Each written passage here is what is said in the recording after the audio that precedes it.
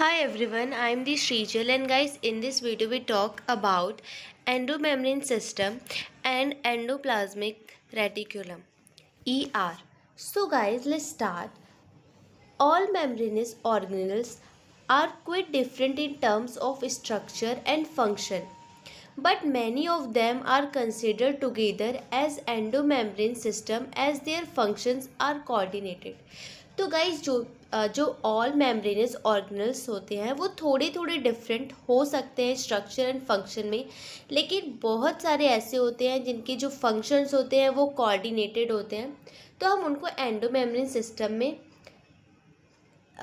Include कर देते हैं और उनको एंडोमेम्ब्रेन सिस्टम बोलते हैं. Endomembrane system includes endoplasmic reticulum, ER, Golgi complex, lysosome, and vacuoles. Mitochondria, chloroplast, and peroxisome are not considered as the part of endomembrane system.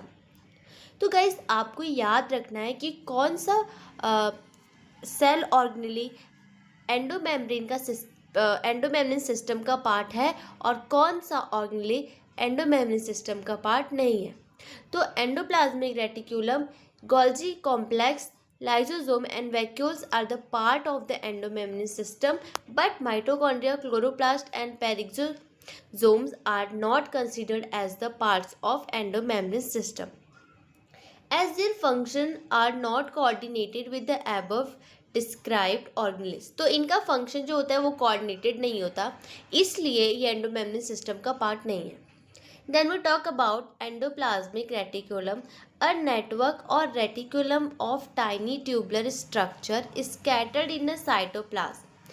तो endoplasmic reticulum का जो स्ट्रक्चर है गाइस वो ऐसा है कि a network or reticulum of tiny tubular structure जो कि स्कैटर्ड होता है साइटोप्लाज्म में.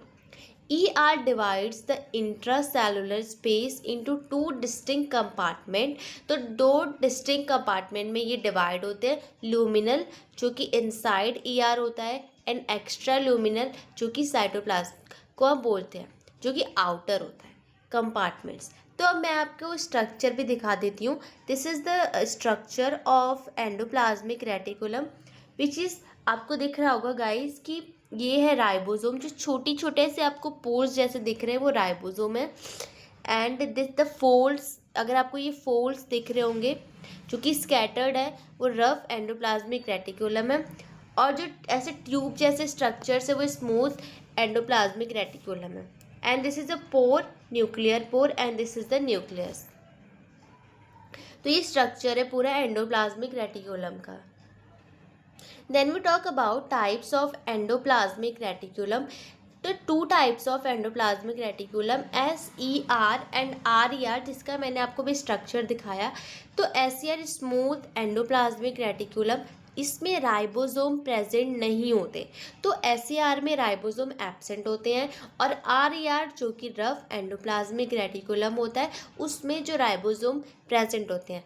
तो ribosomes are found on the outer surface of ER, जो कि मैंने आपको दिखाया जो छोटे छोटे पोर जैसे प्रेजेंट थे, चिपके हुए थे RER से, वही राइबोसोम होते हैं. RER are extensive and continuous with the outer membrane of the nucleus.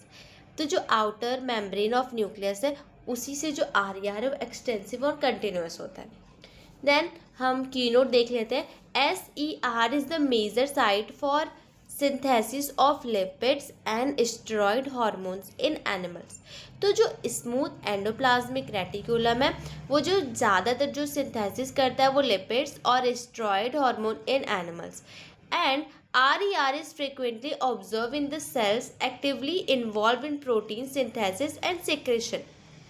क्योंकि गाइस उसके पास राइबोसोम प्रेजेंट है RER के पास, तो वो प्रोटीन सिंथेसिस करता है और सिक्रेशन करता है. आज के लिए इतना ही, मिलते हैं नेक्स्ट वीडियो में with next topic. I hope आपको समझ आया होगा. If you like then subscribe. Okay bye.